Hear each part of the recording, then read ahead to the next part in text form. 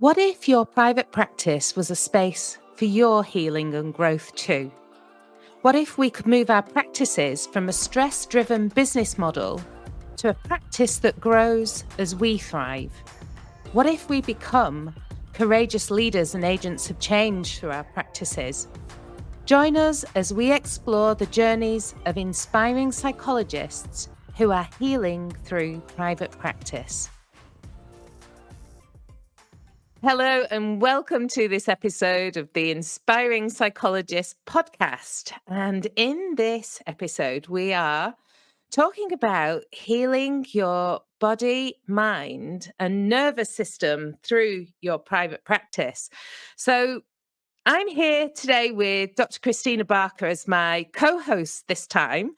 And I wanted to co host this with Christina because so much of her practice is also about bringing in different aspects of our somatic experience. I'm freewheeling here, Christina, so you're going to explain this a lot better than me. But when I think about your much more kind of holistic perspective and integrative perspective in your practice, I know you do a lot of this stuff of kind of bringing in physical and somatic well-being and nervous system and this whole topic of kind of vitality. So what are you interested in exploring in this episode today, Christina? Well, as you've said, Wendy, my whole sort of journey through becoming a psychologist and developing sort of in the private practice and my own specialist area has been really that external search initially for how we can heal, how we can better heal humans, and starting with myself first and foremost. So that journey took me, around the world, really, to places like India and then Nepal to do various yoga trainings, So trauma-informed you're yoga. you're basically the eat, pray, love of private practice. Is that right? You You can did say that that. whole thing. She's like, you could Yeah, say that. I'm not sure I would put it the same way, yeah, Wendy. absolutely. And that sort of won the escapism, I think, from the challenges of working within organisations because of the stresses.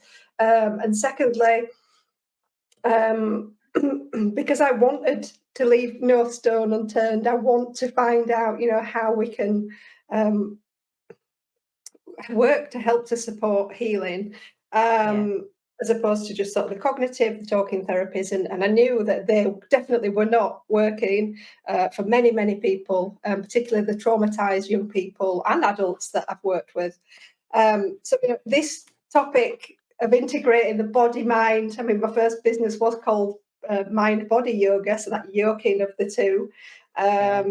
Little was known then. I think we were not integrating it as much, but we've come a massive this past decade to understanding these connections. So I'm really keen to know about how other psychologists are integrating the body mind and that regulation of them, the nervous system, into practice, their own healing, and Yeah. any other ideas that might inspire my work as well.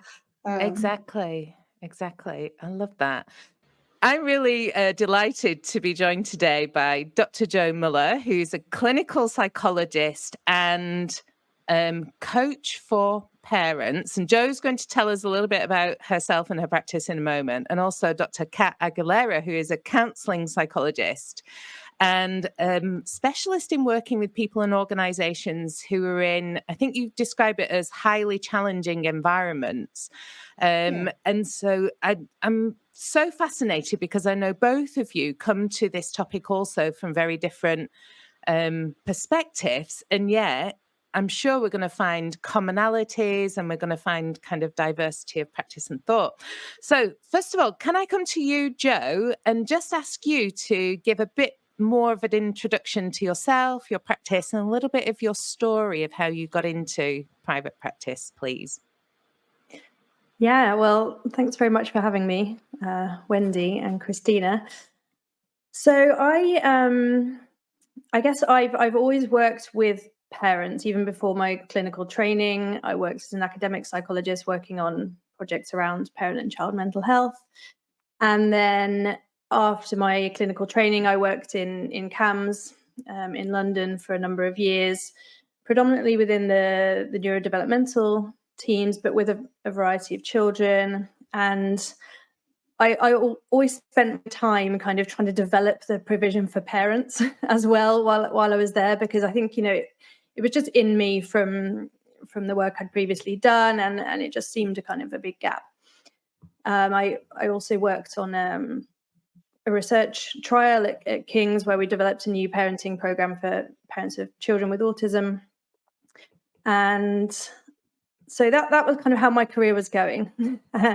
And I kind of always assumed that I would carry on working in the NHS and within universities. Then, kind of curveballs come, don't they? And my husband had a new job, and it required us to have a more international focus. So, and at the same time, I just had my first child. So kind of various things came together, and I was sort of given a shove really into the private world, which I guess was a brilliant opportunity, but it was also a bit jarring at the time. And so I've kind of built up my private practice quite slowly, I think, really. I kind of didn't go straight into sort of setting up a business. I kind of did it. It grew with me as I was growing as a mother in a way, and as my children were growing up. So I've been able to do it in the kind of gradual way, which has allowed me to sort of feel out, like, what do I like doing? What do I want to do more of? What is working for my well-being? And so now I have a mixture of one-to-one clients who are all parents now. So I only work with parents now. I don't work directly with children at the moment. And I also have a group program that I run with parents, which is focused on, it's called the Guilty Parent Club.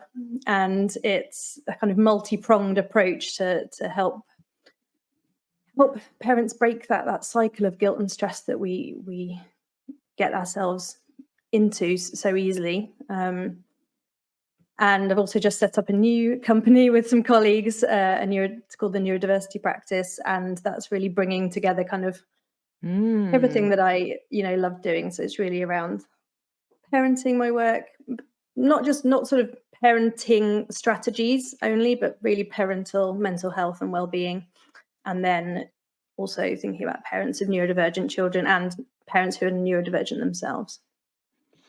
That's kind of where I'm at the moment. Perfect. Love that. I've got questions, but I'm going to come to Kat first and ask the same question. Can you give us a bit of an introduction, Kat, to you and your practice and what you're about? Sure. Well, I'm a trauma psychologist, essentially. So I specialize in all areas of trauma, which obviously involves a lot of the body and the nervous system. So that's kind of where my trajectory has been, starting out from working in the prison service as an assistant psychologist, from there to studying, qualifying, and also working in NHS services, assertive services with psychosis, and spent a long time working in that area, kind of 10 years, and then decided that I wanted to offer training as well. So I started developing training for organizations, especially in the area of trauma, which I think sometimes is not really available to services within the NHS. So I wanted to develop more of a trauma-informed practice style of approach in the previous organization that I worked in.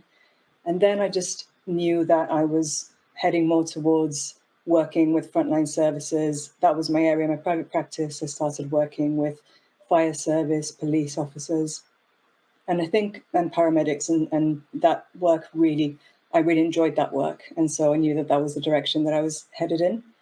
And now I'm working with a charity called Combat Stress, and working with veterans who have served no longer in the military. And we work with complex PTSD. And on the Resilience Risers front, this is why I founded Resilience Risers as a provider for training and also courses for anyone that's experienced adversity, trying to overcome that, maybe still working frontline services, having to deal with symptoms. And that's kind of where I am now. Awesome. And so the thing that I recognize with all of the stories of your practices is obviously, the aspect of trauma, which is about it exceeding the capacity of our systems to kind of hold it, integrate it. And please correct me on my understanding if I'm kind of wrong about that. So the question I have is, what have been kind of pivotal moments or things that really taught you the importance of finding, whether it's kind of co-regulation in your practice or finding that kind of physical healing?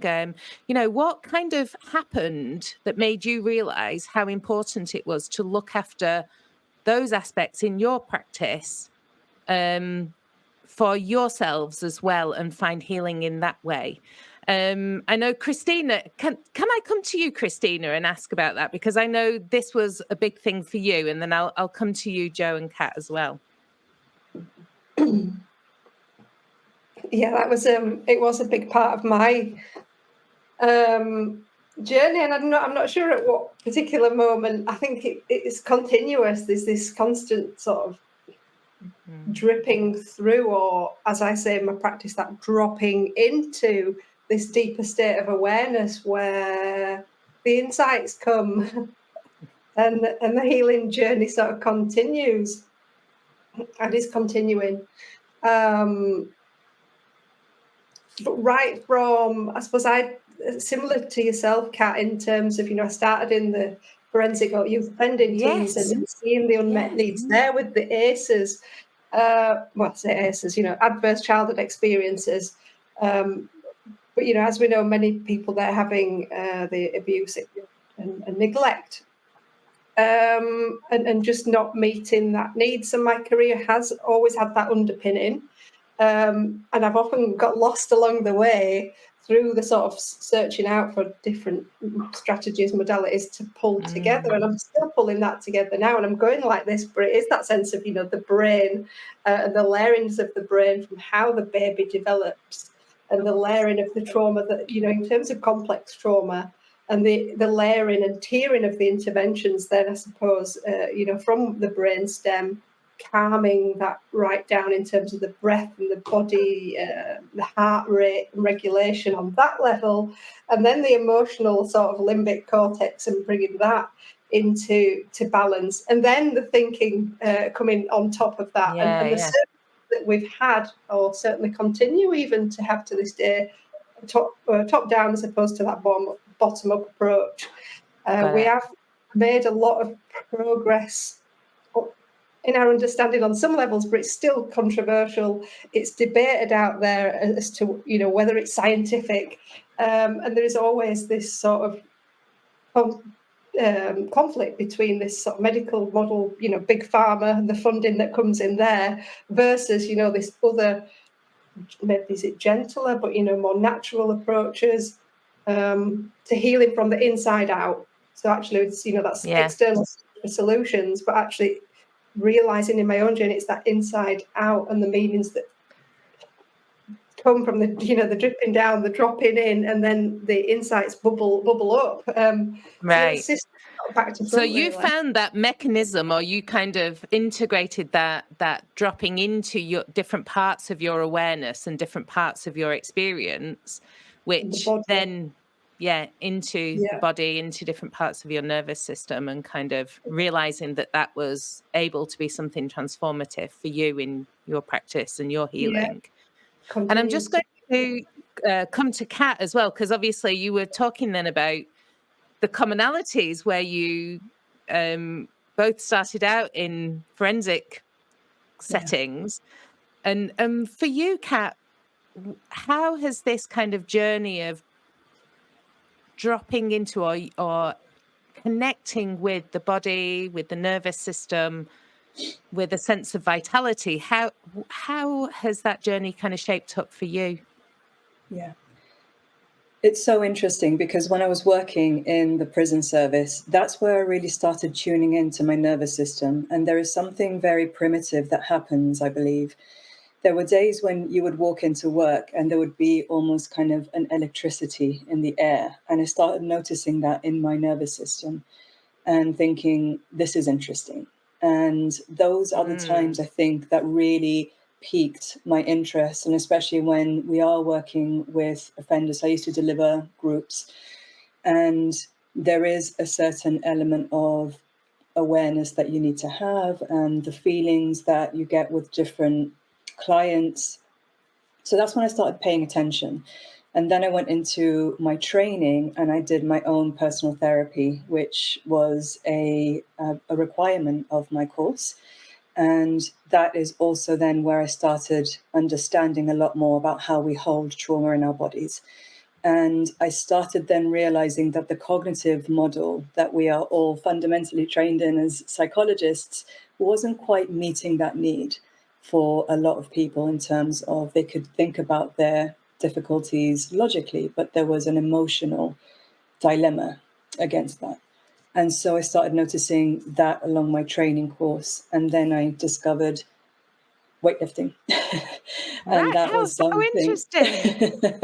And that's where I then started noticing that as an outlet for some of the stress that I was experiencing all throughout my doctoral training. And as we all experience, it's significant amounts of stress at different moments alongside life challenges. And I found that was a way to start regulating my nervous system, whereas previously it may have been other things such as alcohol and things like that. I'll be completely honest, there were ways that I needed to down-regulate some days, and that sometimes would be the strategy, as we all know from our clients as well. So that was then my bridge. It was my bridge into understanding that the physical aspect is so fundamental alongside the psychological, and I haven't looked back. I think it's something that it forms the foundation of my daily weeks, my daily days and my weeks. And so I think it's a really key part of me being able to do my job effectively and be present with my clients. Yeah. Joe, is any of that resonating with you? I'm really curious because I don't know if you had a background in forensic, but it didn't sound from what you said as though you had. But I can imagine some of that is resonating with you.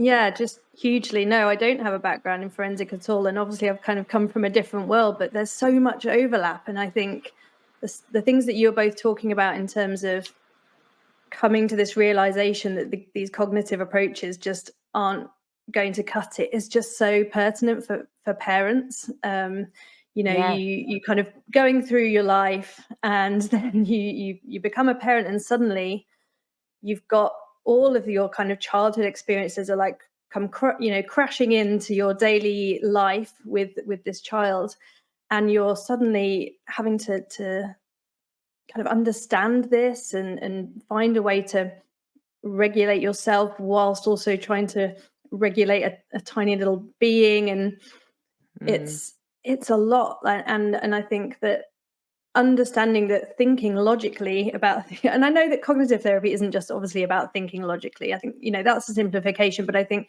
so many parents come to me and they're like, well, I know that, I know X, Y, and Z, but I still, I'm still really struggling with elements of trauma, or being triggered by my child, or not being able to relax, or feeling low, or feeling just this intense shame and guilt on a daily basis. And so we absolutely have to come in with a much more emotion focused approach, and also with children. I mean, I think there's that sort of shift has happened as well. From when we were growing up, there was a much more sort of behavioral understanding of how you would parent a child, and now we're realizing that that has its limits, to put it mildly. It has its downsides and its limits, and I think we're coming at parenting from a much more emotional standpoint, and thinking a lot more about regulation, and certainly that kind of co-regulation between parent and child is really at the kind of core of everything that I do in my work. Yeah, and the thing that a couple of things come up for me around that, which is there are so many psychologists who go into private practice because they also have caring responsibilities. And it's not just with children. There are also a lot of psychologists in private practice who have caring responsibilities for maybe older adults, some whether it's parents or siblings or whatever. But obviously the autonomy and flexibility of private practice can provide a good environment then for that flexibility that means that you can also meet some of the additional caring responsibilities. But then we've got this additional challenge then, which is not just the work that we do, which requires for us to find a way to support our own regulation, but also then having to, as you said, Joe, help other people around us to be regulated in our family systems and so on. And I think another element of that, which can be challenging for us as psychologists, is in private practice, inevitably, we somehow end up contending with isolation. We often work on our own. And it's like, okay, then how are we doing this kind of co-regulation thing? I'll just share a little bit about my kind of experience and story in this as well, because obviously I'm not coming to this topic from the same perspective, being an occupational psychologist. I do think about what are the ways in which we can be more vital and bring more kind of physicality into our practices, because we know that flourishing as a human being means also being able to kind of use your body, be healthy, be fitter, and all those kinds of things. But this whole topic of being really good as psychologists at almost like the rationalization and staying highly functional and being able to continue working and hold space for people.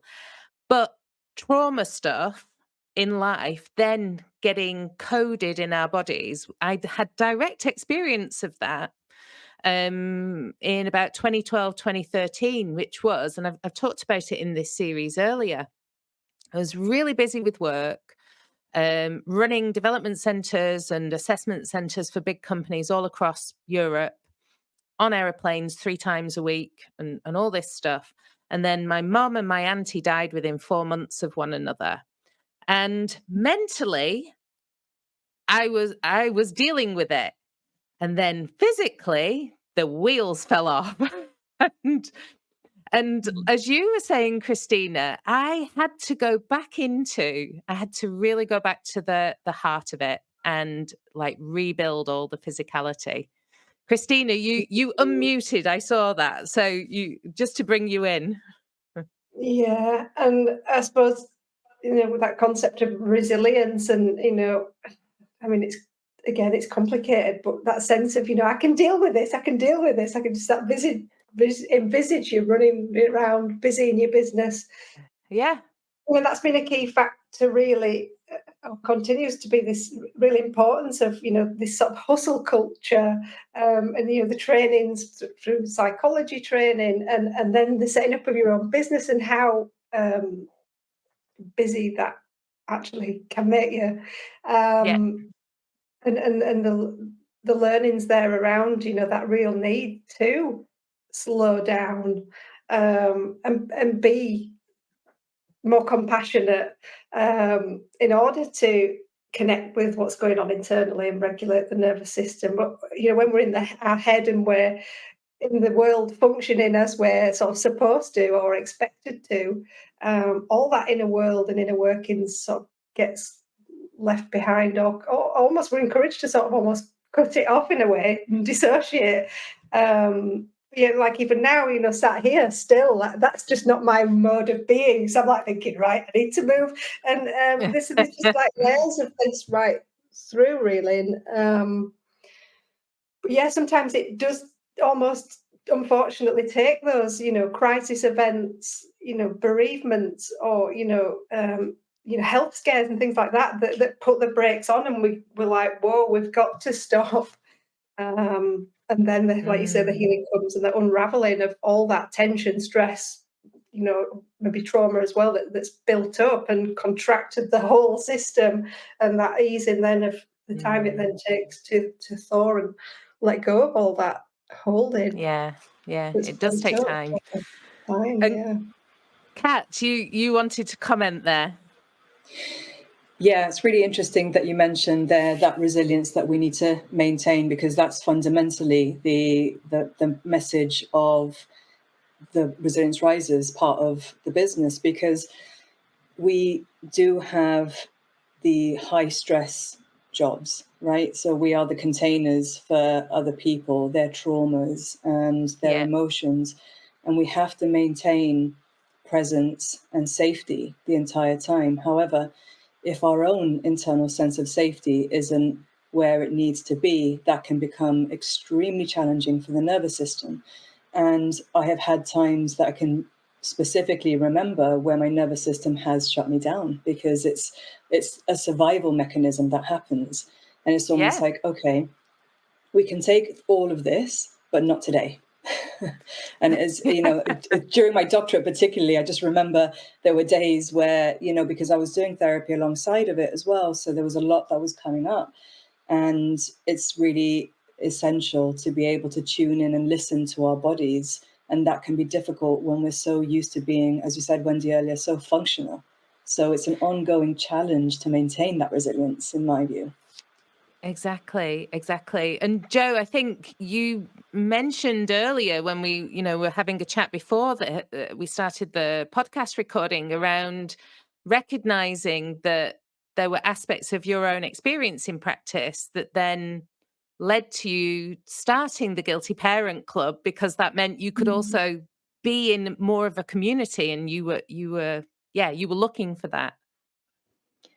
Yeah, I think it's a really interesting kind of symbiosis in my practice, because I mean I worked in parent work and neurodivergence long before I became a parent, and that both of those things eventually have become relevant to me personally as well as professionally. So it's really this kind of interesting journey where I sort of had an interest in those things, and now they're kind of relevant in both of those spaces. And so when I'm working with parents on a daily basis, it's invigorating, but it is also challenging from a nervous system point of view, especially if you're talking to somebody who has experiences that maybe that you relate to, because that can be quite triggering. And so on the one level it's great because you can empathize and you can reconnect on that deeper level with it, but on the other hand sometimes it can feel a lot, and so it is obviously crucial for all of us, as you've all been saying, that we have to find those ways to make sure that we're steady. And I think that having the Guilty Parent Club community, for me, I was just thinking, we had one of our live calls last night, and sometimes we have them in the evening, and sometimes just beforehand I'm thinking to myself, gosh, I'm exhausted, I'm so exhausted, and can I do this? And then every time I get off those calls, I'm just completely like alive, and I just find them so, that being part of that community is such an important part of my well-being. So I guess what I'm saying is it's kind of a double-edged sword, I think, sometimes with our personal and our professional lives.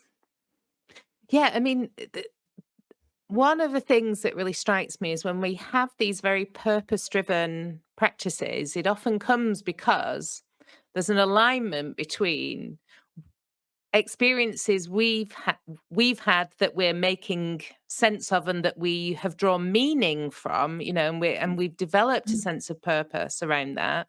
But then, as you said, we bring people into our world, therefore, and into our practice that we resonate with, and that resonance can actually amplify some of the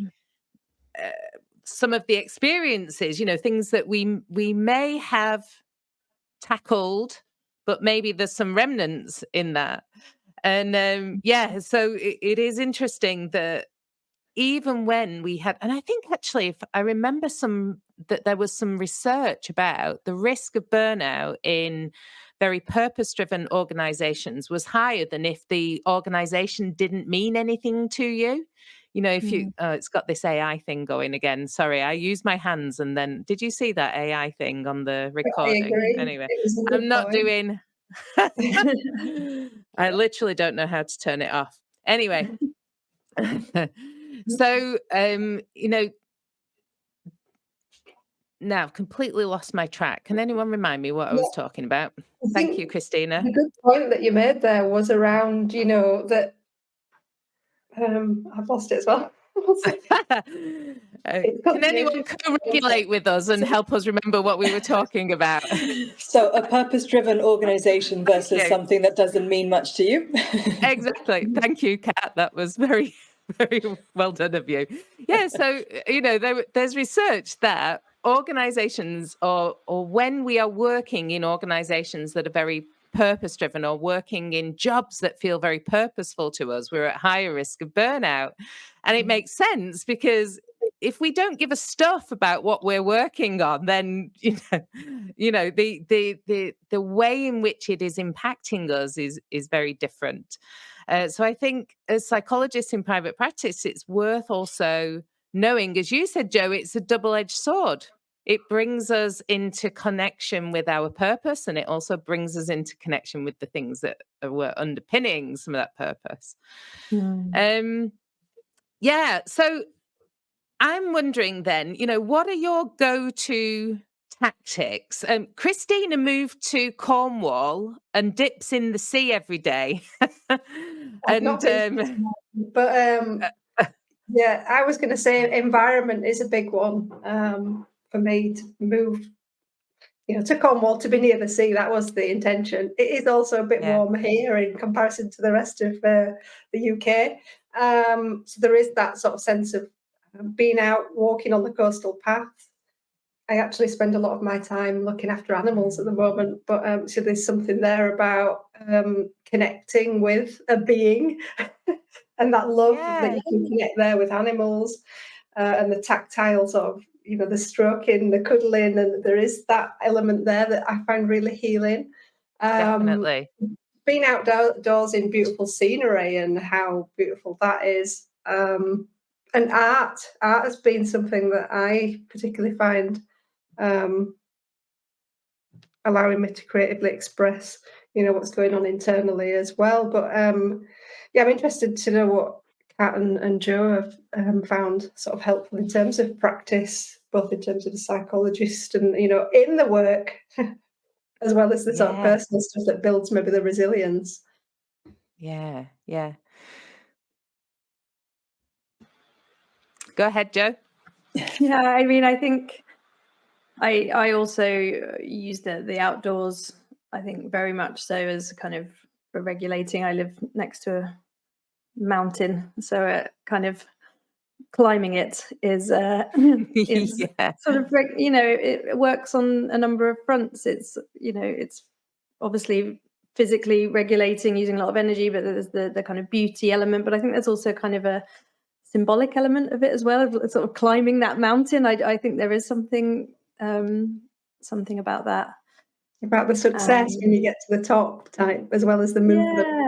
Yeah. And that journey of like, you kind of, you know, keep going. And then there's also that sort of enjoyment of the sort of free fall on the way down in a way. And I don't know if I'm expressing it clearly, but I think it's almost like noticing in life there's times that feel like you're more in a state of flow, and there's times that, you know, that you feel there's a slog. And I know this sounds a bit cheesy, but I'm not, you know, saying it for the podcast. I genuinely do feel this when I'm doing it. Yeah, Absolutely. definitely. It was one of the, in fact, you know, talking about that, Joe, there's some articles that I've written about my experience mountain running. So I don't live too far from the Pyrenees. And even when we were back in the UK, I lived in North Wales. So obviously it's quite kind of mountainous in that area as well. And there is something just very physical. And as you said, almost kind of emblematic of realizing that even when you're at the bottom of a big hill or a mountain, as you're climbing, and it looks like it's this enormous stretch, but as you're just taking one step after another, so there's a kind of physical embodiment of our practice almost as we kind of make these journeys. And I think that physical embodiment of experience, I mean, I'm not a specialist in that at all, but I think there's something incredibly powerful. Maybe you guys all know what that's about. Kat, you're smiling there, so what's your No, perspective? just smiling at the physical embodiment part of it, because I think it is really important to pay attention to all of that, regardless of which activity you are performing or undertaking, whether that's a walk, a hike. I think for me, what I've learned is that the activities that I tend to enjoy the most are ones that keep me fully present, in the sense that there is nothing else that I can think about except the task at hand. Sometimes that can be a walk, but I tend to gravitate more to adrenaline-based sports. And so that for me regulates me. That's where for me my mindfulness is there, to be honest. So it will be sometimes a heavy lifting session, or my other sport, which is Brazilian Jiu-Jitsu.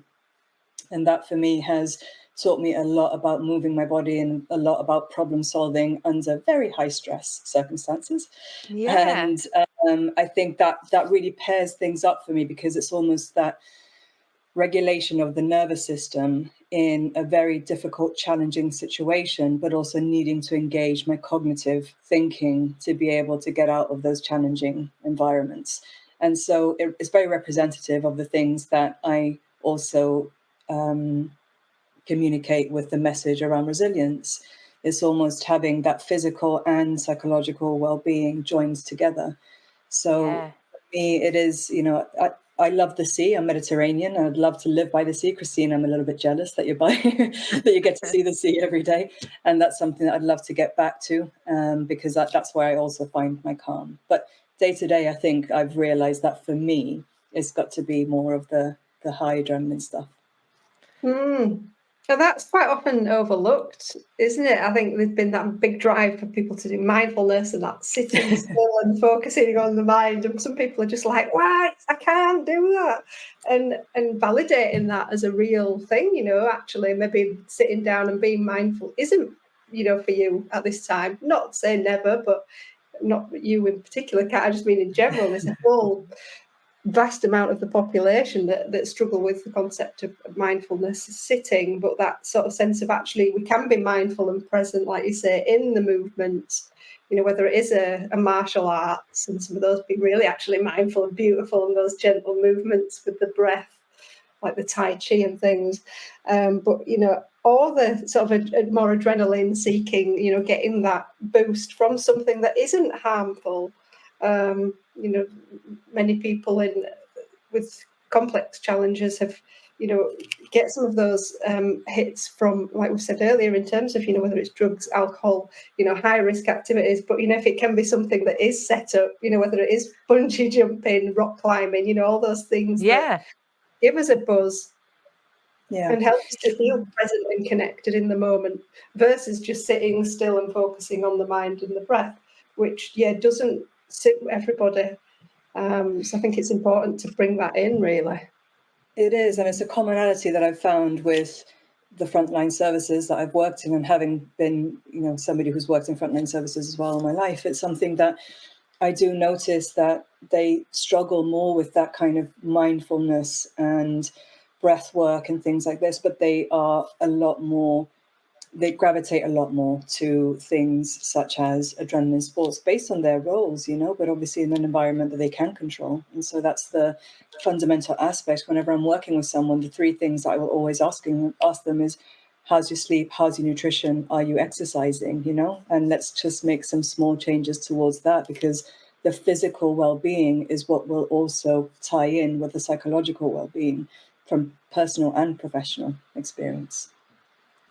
Jo, I can imagine there's an integration between of what we're talking here with how parents and children work together, and how you then support parents to support children, because I remember, my son, when he was 6 years old, kind of really struggling with the whole concept of sitting down at a table in his classroom for hours at a time and needing to get out and move his body. So, this applies across the spectrum, right?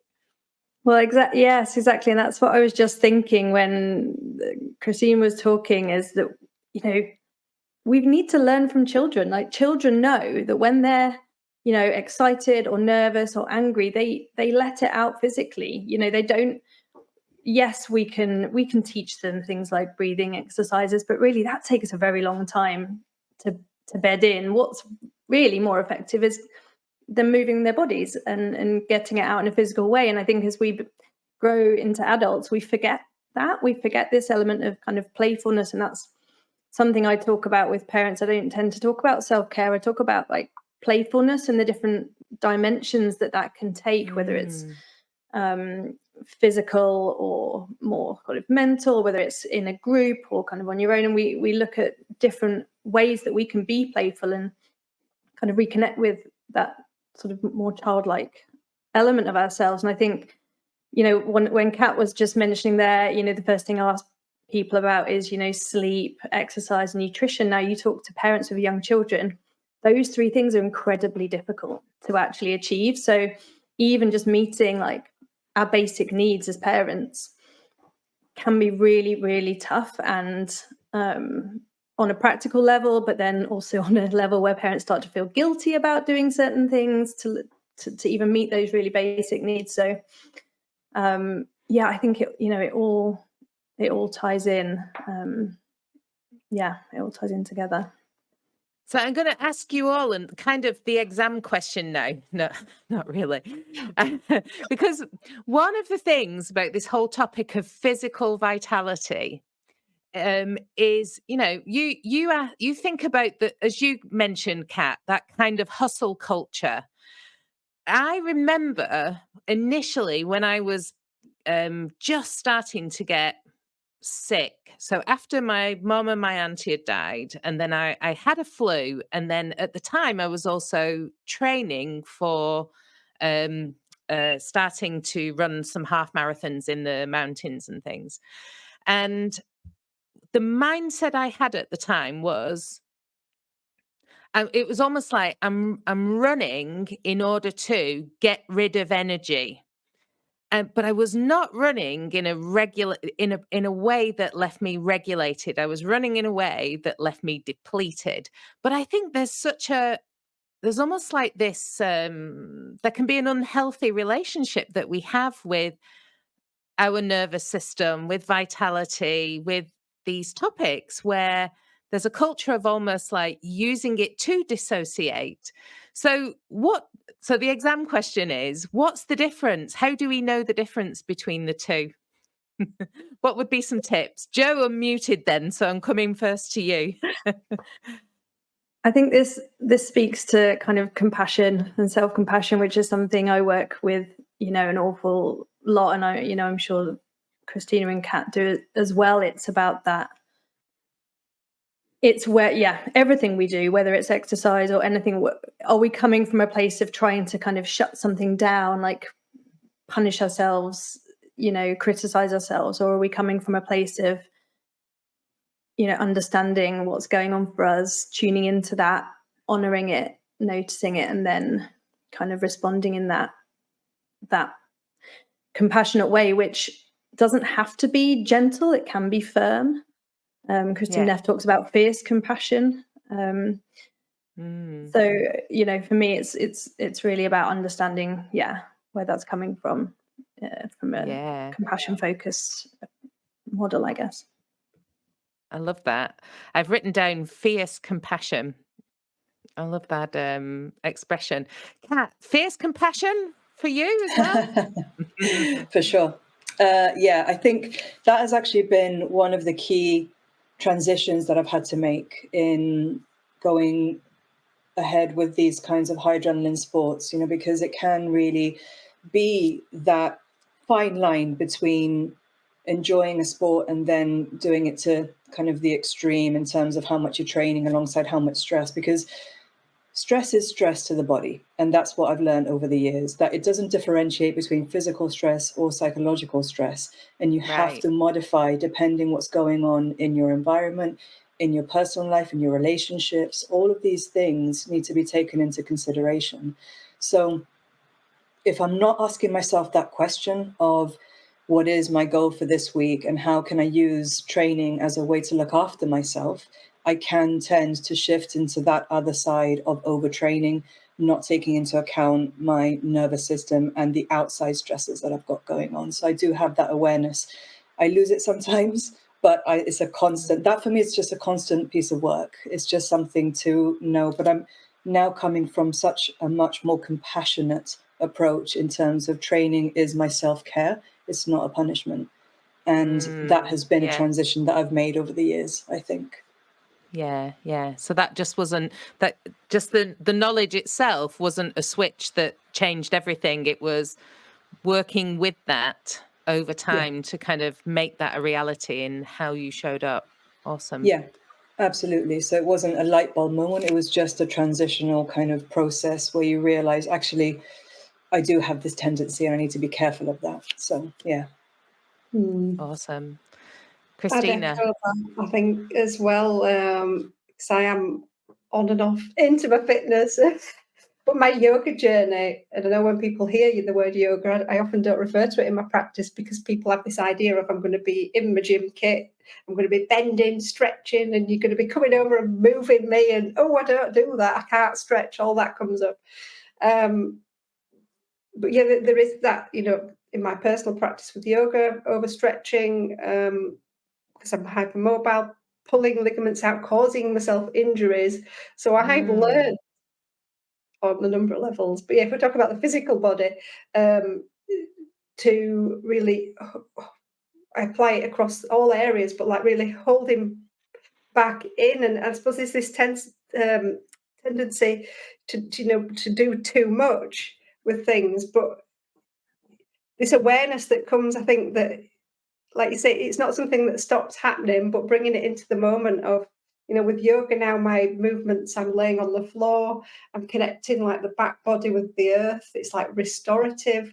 I'm sliding, gliding, like connecting into that, in a brainstem, the lizard sort of part of the brain, that reptilian survival sort of connecting to the vital functions, and everything is slow and steady. But I know that, there's still that tendency to not practice that regularly, or at times, things have been like having to do things and feeling like, beating myself up because I'm not doing it. But this is an ongoing journey. It's not that I've stopped being critical of myself and I'm always compassionate. I suppose the awareness comes of recognizing, when I'm pushing myself too far, when I'm not listening to my body, and not I say constantly, but regularly tuning back in to what I'm doing and noticing when I've gone too far one way or the other, and Yeah. that middle point, I suppose, of the balance, finding balance in everything. And that doesn't mean that everything's perfect. It's far from it. It's just noticing how far I've gone to one extreme or the other, and trying to gently bring it back as opposed to pushing, pulling, and forcing myself to do everything in a certain Yeah, way. yeah. That makes sense. Yeah, so I'm kind of appreciating and kind of thinking about what you're saying here around, how do we recognize the times when it's not when we've got out of balance again? And what I think is really important to recognize is how many external factors push on that. So if I think about in our business, right, helping psychologists to diversify and thrive in their private practices, if I just think about the social media content that comes across my screen on a daily basis, because the algorithms on these platforms have learned what we do, what we talk about. There are so many messages around hustle culture. There is so many opportunities to kind of get into negative comparison. And there are so many messages around, that that kind of touch on things that might make you start to go into that kind of striving again. There's so many cues for high striving that are out there in the world that it's easy to start picking them up and for them to start filtering into other ways of showing up. And as you've both said, or thinking about how do we notice that and come back again. And I guess that's like a fundamentally regulating system, right? It's not that it stays still, it's that it comes back. Jo, you had a comment on that. I was just thinking about the sort of really fine balance between striving and kind of passion, because I think, and that's something I'm really like trying to walk this tightrope in my own practice at the moment. I'm at that point in my career, my children have, they've got out of the baby years. I'm starting to have a little bit more time to focus on things I want to do. And I'm doing them and it's really exciting. But, how do I make sure I'm not doing too much? Where's the line from exciting to sort of overloaded? And I think it's not actually easy to do. So yeah, I think it's an ongoing process, isn't it? Of like you say, of awareness and just trying to stay on the tightrope, I guess. It is, and yet what I'm really learning from you three is that this isn't obviously just a cognitive thing, right? It's not. It is underscoring how important it is to have practices within our practice that drop us into awareness or help us to sustain that awareness of where we're at in the different aspects of our experience, whether it's mentally, emotionally, somatically, in terms of our breath, there's something about that physicality or the connection with our body, breath, etc., that is that bridge. And I know Christina, with you, with breath work and yoga, and I'm sure Kat also with the work that you do and integrate, there is something very important there about the body and the breath as a bridge to the nervous system. Am I understanding that correctly? I don't mind who jumps in. So the body and the breath and the nervous system, that connection there, absolutely. I suppose coming back to sort of that vagus nerve that connects up right through, the heart, the gut, all the organs and the brain, so that really regulates or supports the regulation of the entire body, and that sense that we talk about of things being heartfelt. So I relate to you there, Jo, in terms of that heartfelt passion and how that that meaning and purpose that we bring to our practices can sort of turn into the point of striving or taking on too much. But I feel my nervous system revving up even when I refer to some of those things. But yeah, that ability to regulate the body back into a more settled state through the breath, and how the breath and sort of the diaphragm or multiple diaphragms that we've actually got throughout the body allow us to connect in through the breath to that vagus nerve, really, that just does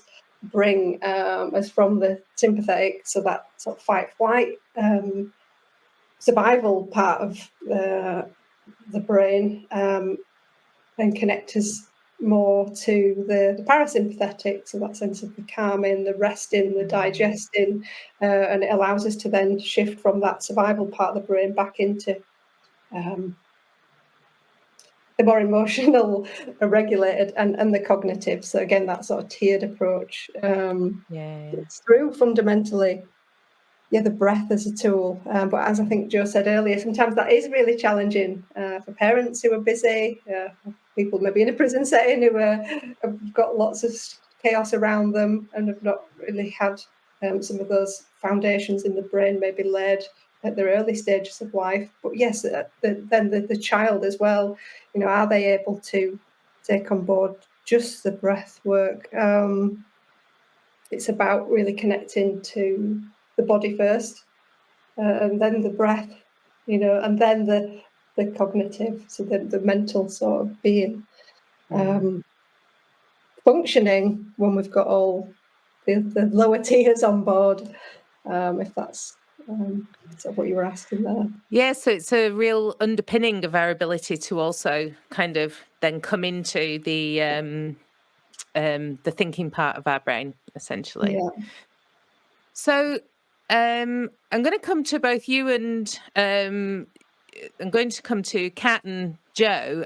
I just wanted to ask you, what might be your daily or regular practices that underpin your sense of being able to regulate yourself through your practices? What are your kind of daily go-tos? Kat, I'm going to come to you. For me, it's training first thing. So that will be either Brazilian Jiu-Jitsu or a lifting session. So I'll just kind of make sure that I'm keeping my emotions and my physical well-being in check really through that regulation. And that will kind of set me up for the day, because I work late into the evening with my private practice. And so for me, it's important to really kind of set myself up early in the morning. And then from there, it will be ensuring to kind of check in with myself, sometimes through the day, even if I'm doing a particularly tricky piece of trauma processing work that can also affect my nervous system and my breathing. And so I'll make sure to slow down my breathing. I also have to make sure that I'm regulating that in other people, the clients that I'm working with. And it will also, something that I've got to be careful of is that when I get really busy, sometimes I forget to eat. And nutrition is a big part, big part of keeping ourselves well and keeping ourselves in energy, essentially. And so I'll make sure, if I haven't planned properly, that can be a tendency that just kind of falls off track. So for me, it's keeping those really fundamental things in check on a daily basis. So sometimes it's not even a weekly; it has to be a daily practice. So those are, and of course sleep. So that will be the last thing that I will make sure to get, as much sleep as I can, quality sleep as well. So I keep my bedtimes consistent, my wake times consistent as well, even on weekends, just because of regulating that circadian rhythm and not throwing it off too much. So those are my fundamental daily practices, I'd say. Yeah. Awesome. Thank you for that. Joan, coming to you about your practices. Yeah, I think the thing is that there's no magic wand, is there? So I think really the things that the others are saying those are the things that we all kind of like know the foundation, really. Yeah. There's I wish I had a kind of magic, exciting other thing to say, but I think there isn't. It's more, for me, it's about like how you can try and build some of that into your life when there's something about your lifestyle that means those things are difficult, whether it is that you're a parent of young children or you've got other caring responsibilities or, myriad other factors that can make it difficult. And that's something that I spend a lot of time working with my clients on and thinking about, little tweaks, things that can take the edge off, I guess, and how can we build things in a sustainable way that doesn't feel like a kind of big mountain of self-care. I think that for me, it's sort of making it manageable and realistic. Yeah, definitely. I know that one of the... Go on, sorry, Christina. There is this thing of, and sometimes I'm still looking for this magic wand, and people that we work with want that, what is the answer? And, is it empowering, though, that actually is the foundations, the basics of our lifestyle? And it's that persistence, isn't it? That consistent, the daily little things that mount up to make the biggest changes Yes. as opposed to, well, if you do Mm. this for 2 hours, everything's going to be sorted. It's those sort of micro changes throughout the day, and then, if we can do that, once a day, and if we've got a number of times where we're checking in with ourselves throughout the day, that Mm. cumulative effect of that is really profound, but sometimes it almost feels impossible, and that just doesn't feel enough.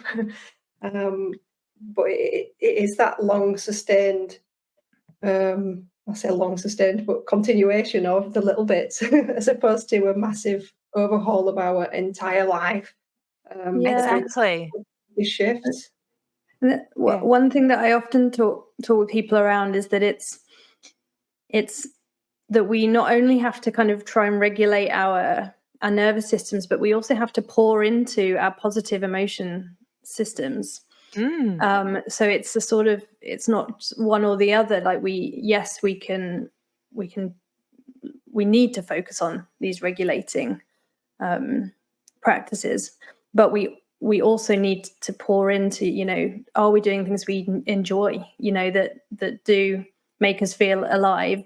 Are we attending to our identity and who we are and what we're passionate about and what brings meaning to our life? So it's definitely for me that the scales there. Yeah. And, bringing those two concepts together, I think we also imagine that transformation in our practices means almost like the waving of a magic wand about who we are and what our practice is. And I think, coming back to your point, we can make these micro changes. We don't have to, in order to, if I think about one of the very common one of the common comments, one of the things that I say a lot with my own clients is to take those small steps every day. Christina's nodding because she's probably heard me say it. It is about the cornerstone habits that we have over a long period of time, and I learned that from running.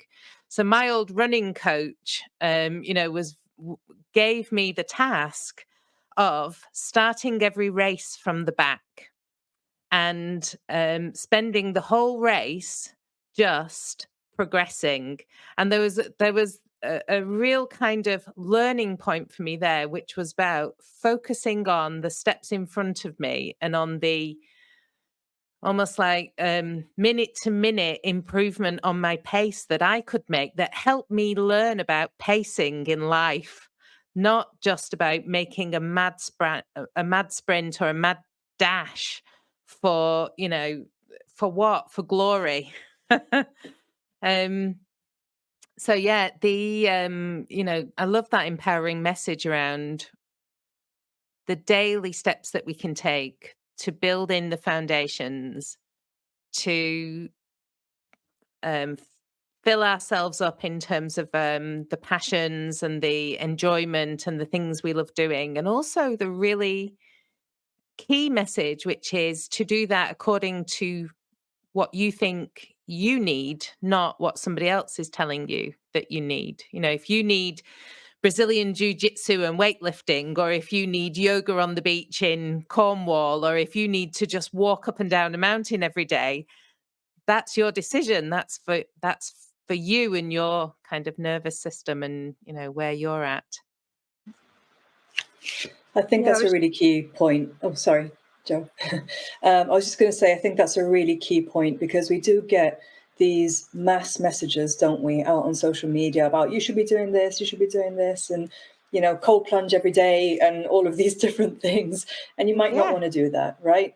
So it really is about knowing yourself and knowing what it is that's going to be restorative for you, and then managing that journey. But as you say, that's why I always include sleep, nutrition, and exercise, because they are micro things that we can do on a daily basis that will take care of our nervous systems and our bodies. And there is always a small step. It's just finding that small step with people to help them improve, just even that little bit, that 1% that's going to help them.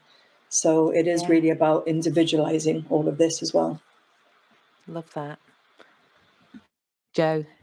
Yeah, I was just agreeing with everything you both said, really, and it made me think of the neurodivergent community and our work. It's often, the messages that they've heard their whole life is that, the ways that they naturally want, feel regulated are kind of wrong. And that's been a trauma that lots of adults have gone through, who are now, realizing that they're neurodivergent, perhaps realizing that their children are neurodivergent, and they're constantly being told, in their school environments or wherever, that they're wrong. And I think that's a big shift now with the neuroaffirmative movement coming through, of saying, you know what, like, you tune into what you need, and that's okay. We're not all the same, and making space for everybody, I think it's important. That could almost be a tagline, Jo. Making space for everybody. There's a real kind of good one. I love that. Thanks to both of you for being here. Where can we find you on social media? Jo, where are we going to find you? You can find me at Dr. Jo the psychologist on Instagram, Facebook. I'm on LinkedIn, and my new business, the Neurodiversity Practice, as well. That's just starting, so depending when this goes out, it's a bit of a work in progress, but all the handles are going to be at the Neurodiversity Practice. Yeah, I think I saw you teasing people about that on LinkedIn recently, so I'm glad to get the inside track on what that's about. Oh yes, I mean, it wasn't a tease in a kind of planned way. It's just literally, I just can't wait. Bubbling with excitement. Exactly. Love it. Thank you. Kat, where can we find you on social media and Thinternet? So it's Dr. Kat Aguilera on Instagram and Facebook and LinkedIn. And I've also got now the Resilience Risers page for anyone that's looking for tips to maintain their resilience, build their resilience after experiencing adversity. Wonderful. Thank you for that. Thanks to both of you for being our guests in this podcast. And I just love the perspectives that you bring from such different places to this whole topic about how we can create a place for healing our own nervous systems in our own private practices, and how important it is that that's an individualized approach that is, entirely within our. That's something that we're empowered to do. I think it's a really important and empowering message. So thank you so much for being with us today. Thank you so much. It's been a great conversation. Thanks very much, Wendy. Pleasure. So, Christina, these conversations always inspire me and make me kind of think differently or feel differently about the topic. But I'm just wondering, for you, was there anything in that conversation that kind of shifted your perspective or that kind of stood out for you?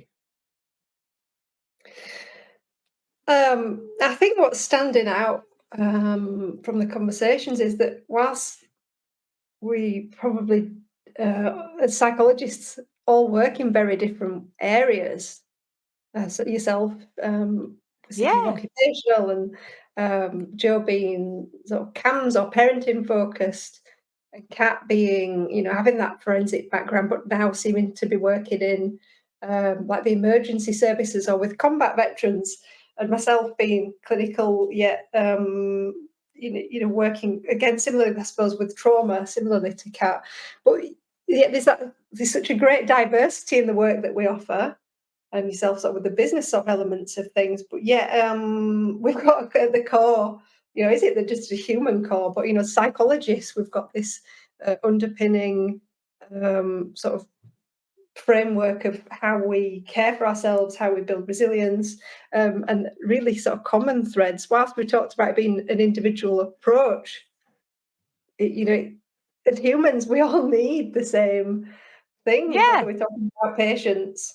psychologists or just people, and just Yeah. remembering that really, that at the core we are very diverse, but yet at the core very similar, if that makes any sense. It does make sense. And in fact, you've made me, that's like another kind of light bulb shift for me, because when I think about, we've been recording these conversations about healing through private practice. And if I think of a theme that is just recurring, it is about creating a space, or the healing that is happening has been about rehumanizing ourselves, like getting back in touch with our own humanity.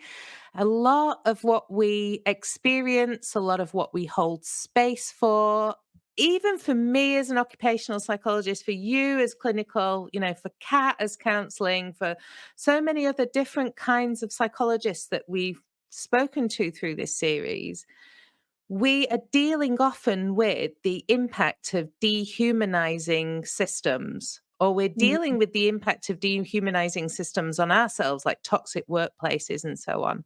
And actually, when we talk about healing through our private practices, it's about becoming human, rehumanizing our working environment for ourselves first, as well as then, being able to offer that rehumanization to the people that we work with. Mm. And then there's something there about just then how, the work does become maybe more meaningful and purposeful, and when we see ourselves as part of that, Yes. um, and being the foundation of the services that we offer, and meeting our own needs. And if there are challenges with that in the practice, then it has that ripple effect back to us, Absolutely. in that sense as Absolutely. well. Yeah, yeah. And that's a real key regenerative principle. So we talk when we think about regenerative businesses, about reciprocity, about mutualism. And one of the things I think we're designing into our practices is fundamentally a kind of reciprocity, or a reconnection with people, communities, the environment around us, the animals in our lives, because how many of us go into private practice as well because we also want to have more connection with, you know, non-human living, non-human beings, right? We want to have our pets and our animals and our connection with the living world and so on. Yeah. Yeah. And all elements, just how important that is to be connected to all aspects of life Yeah, versus the computer or the office or the hospital or the so that bringing absolutely. that wholeness. And I think, because I often talk about holistic psychology or being holistic in my approach. And I find myself almost thinking about, it's because I integrate mind, body, soul, spirit, all that holistic. But actually, it's not. It's the system. It's that as well. Seeing the whole system, environment, context that we're living in, and bringing Yeah. that in to the whole. So I suppose that is maybe where we're all heading, and how we're all echoing one another within that wider context. Yeah. Yeah, That exactly. ecosystem, maybe. Yeah. Yeah. Fascinating. Thank you so much for co-hosting this today with me, Christina. It's really been a pleasure and a joy. And I love the lens that you bring to private practice as well, thinking about that ecosystem, the what it means to be whole as a human being, and what it means to be perhaps a bit more whole as as a practitioner as well. Thanks so much. Where can we find you on social media? I'm currently on LinkedIn, Instagram, and a website under my name, really. So just Dr. Christina Barker, to keep it nice and simple. And I think it's a .com as well, isn't it? Is it a Oh .com yes, or a sorry. the website is Dr. Christine, www.drchristinabarker.com. The doctor's just the DR. But yes, I do offer sort of these approaches, holistic and integrative therapies, whether it's retreats here in Cornwall, Yes. or sort of your regular sort of face-to-face and online therapies. But yeah, it's the retreats, and it's getting people out in nature, and it's being able to experience this connectivity with the mind, body, breath, and the sort of the trauma healing. How vital it is to bring in all those components. Yeah. And I think if one thing our conversation has kind of underpinned today, it's how important it is that different people can access different ways of being supported in their healing, because our nervous systems are not all the same, by the way. Perfect. Thanks so much, Christina. Thanks for having me, Wendy. Speak to you later. Bye, everyone. Have you experienced a toxic workplace or felt drained, disillusioned, or isolated in your practice? Perhaps it's time to transform your professional journey. Our Practice Accelerator and coaching programs are crafted to help you create a thriving practice aligned with your well-being and values. If you're curious about what this could look like for you, visit our website and explore how we can support you in building a fulfilling and sustainable practice. You don't have to navigate this alone. Let's thrive together. Join us at inspiringpsych.com. That's inspiringpsych.com.